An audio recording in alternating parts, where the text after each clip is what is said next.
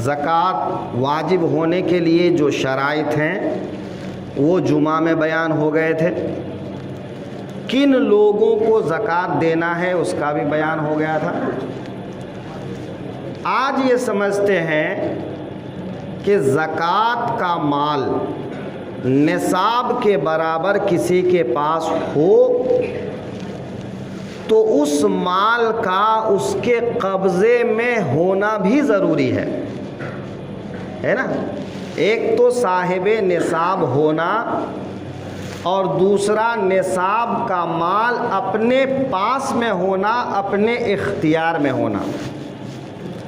ये हम इसलिए कह रहे हैं कि अगर निसाब का माल है लेकिन वो आपके हाथ में नहीं है, आपने किसी को कर्ज दे दिया है और कर्ज लेने वाला इकरार कर रहा है या आपके पास गवाह है, वो देना चाहता है लेकिन अभी नहीं दे पा रहा है। कर्ज की अगर कोई मियाद मुकर्रर किए हैं कि 4 महीने, 6 महीने, 2 महीने में दे देना, तो कर्ज की शरअन कोई मियाद नहीं होती। उसकी मियाद ताजील है कि चाहे तो आप 2 दिन बाद मांग सकते हैं कि भाई ठीक है, कर्ज दिया था, 4 महीने का कह के दिया था लेकिन मुझे ज़रूरत है, आज मुझे वापस कर दो।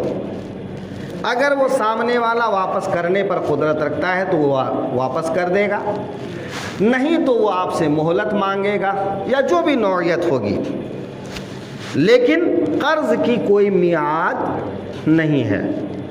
तो आपने किसी को कर्ज दिया है और लेने वाला इकरार कर रहा है, वो देना भी चाहता है, आप उसको मोहलत भी दे रहे हैं कि ठीक है भाई, जब तुम्हारे पास पैसा आ जाए तो मुझे अपना पैसा वापस कर देना। और आप साहिबे निसाब हैं तो आपके पास निसाब के मिक़दार में जितना भी माल है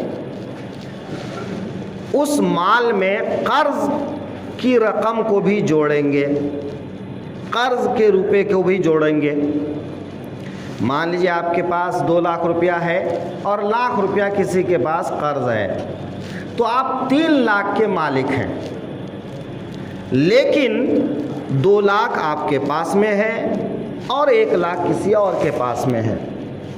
तो ऐसी सूरत में उसकी ज़कात अदा करने की सूरत क्या होगी?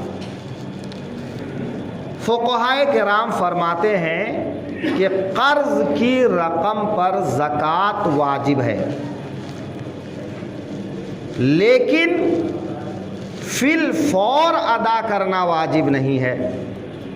2 बात है, एक है ज़कात का वाजिब हो जाना और एक है उस ज़कात का अदा करना वाजिब हो जाना।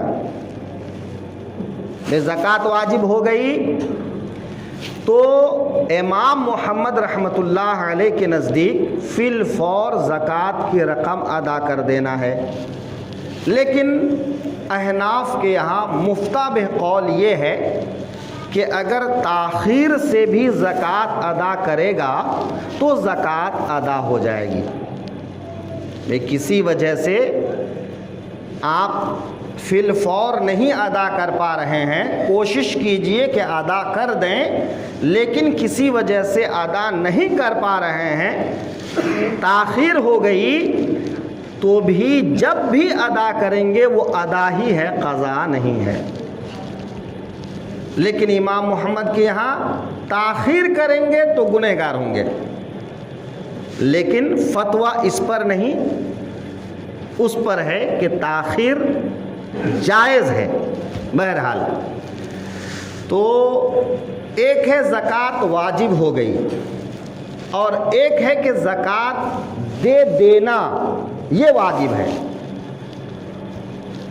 तो अगर आपके पास रकम मौजूद है, आपके कब्ज़े में है, तो उस पर ज़कात वाजिब भी है और वो दे देना भी वाजिब है ना।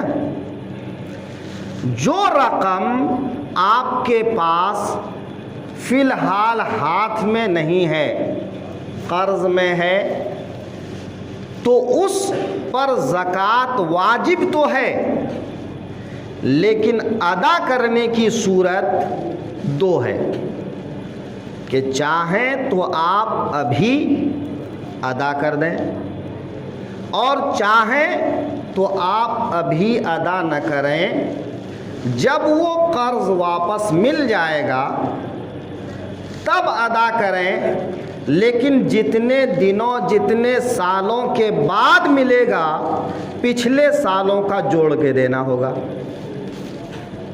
समझ रहे हैं आप? कि मान लीजिए कर्ज़ लेने वाला 2 साल 4 साल 5 साल के बाद आपको कर्ज़ दे रहा है, वापस कर रहा है, और आपने साल साल ज़कात अदा नहीं किए, तो 5 साल के बाद जब पैसा मिल रहा है तो पिछले 5 साल की ज़कात भी अदा करना है। समझ रहे हैं?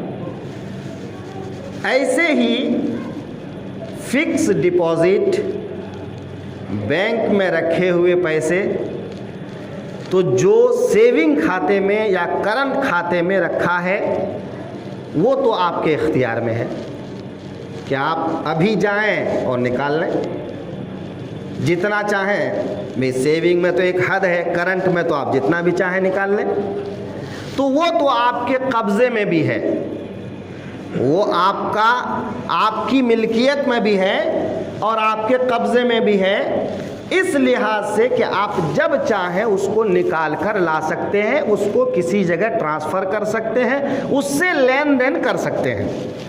तो उसकी ज़कात वाजिब भी है और अदा करना फ़ौरन ये भी वाजिब है कि अदा करना भी वाजिब है। जो फिक्स डिपॉज़िट के पैसे हैं आपको 5 साल बाद मिलेंगे, 4 साल बाद मिलेंगे, जितने दिन के लिए भी आपने फिक्स किया हो। या जो नौकरी वगैरह करते हैं और उनका जो फंड का प्रोवाइडेड फंड क्या बोलते हैं उसको, वो कटता रहता है, पीएफ, तो उस पर भी ज़कात है। फिक्स डिपॉजिट पर भी ज़कात है और पीएफ पर भी ज़कात है, लेकिन अदा करने के लिए आपको इख्तियार है कि चाहें तो आप साल साल अदा करते जाएं, चाहें तो जिस दिन आपको वो पूरा पैसा मिलेगा उस दिन पिछले सालों का जोड़ जोड़ के आप अदा करें। अब आपको मालूम कैसे पड़ेगा कि भाई फिक्स डिपॉजिट में 5 साल में पैसा आपका डबल हो जाएगा, तो आप कितने पर अदा करेंगे? जितना आप जमा किए थे उतने पर अदा करेंगे या जितना मिल रहा है उतने पर अदा करेंगे? तो उसके लिए जो है एक हिसाब किताब होता है कि भाई साल में इतना इजाफा होता है और आखिर में इतना टोटल मिलता है, तो आपको साल भर का लेना है कि पहले साल जमाशुदा रकम और बैंक की तरफ से इजाफी रकम मिला के लास्ट में इतना हो जाता है, पहले साल की ज़कात उतने की। दूसरे साल फिर जितना उसमें जुड़ गया उसको जोड़ के, तो ऐसे ही साल साल जितना उसमें इजाफा हो जाएगा उतना जोड़ जोड़ के आपको निकालते जाना है। तो या तो आप पहले से निकालते जाएं, साल ब साल निकालते जाएं, या फिर जो है लास्ट में आप पिछले साल का जोड़ के निकालें। अच्छा ठीक है साहब, आपका किसी के ऊपर कर्ज है, लेकिन किसी का आप पर कर्ज है, किसी का आप पर कर्ज है, तो ऐसी सूरत में क्या करेंगे? तो अगर आप पर कर्ज है तो ये देखा जाएगा कि वो कर्ज अदा करने के बाद आप साहिबे निसाब रहेंगे या साहिबे निसाब नहीं रहेंगे। आपके पास 2 लाख रुपया है तो आप पर कर्ज कितना है? 50,000, 1 लाख, 2 लाख, 2 लाख से ज़्यादा? तो भाई अगर 2 लाख से कम इतना कम कर्ज है कि कर्ज उसमें से वज़ा कर लेने के बाद, मिन्हा कर लेने के बाद भी आपके पास निसाब के मिक़दार बचा रहता है। तो कर्ज मिन्हा करके जितना बचेगा उस पर ज़कात अदा करना है ना।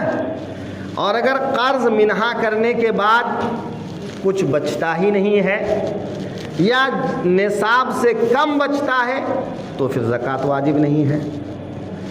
अच्छा, कर्ज जो आपके ऊपर है, आजकल कर्ज की भी कंडीशन हो गई है। मिसाल, आपने लॉन्ग टाइम के लिए कर्ज लिया है, 10 साल में आपको अदा करना है, साल में इतनी किस्त अदा करनी है, तो भाई 10 साल में आपको 15 लाख अदा करना है और आप 5 लाख के मालिक हैं, है ना। तो जाहिर सी बात है कि अगर 15 लाख को 5 लाख में कट करेंगे तो कुछ भी नहीं बचेगा। तो ऐसे कर्ज वालों का क्या हुक्म होगा? तो ऐसे कर्ज वालों का हुक्म ये होगा कि 1 साल में उनको कितना किस्त अदा करना है, तो 1 साल की किस्त वज़ा करेंगे, देखेंगे कि 1 साल जितना हमको जमा करना है वो कम करने से हमारे पास निसाब के बराबर माल बचता है या नहीं है। अगर निसाब के बराबर माल बचता है तो जितना बचा उतने पर हमको ज़कात देना है, और अगर नहीं बचा तो ज़कात नहीं देना है। तो कर्ज के सिलसिले में ये तफसील जानना ज़रूरी है।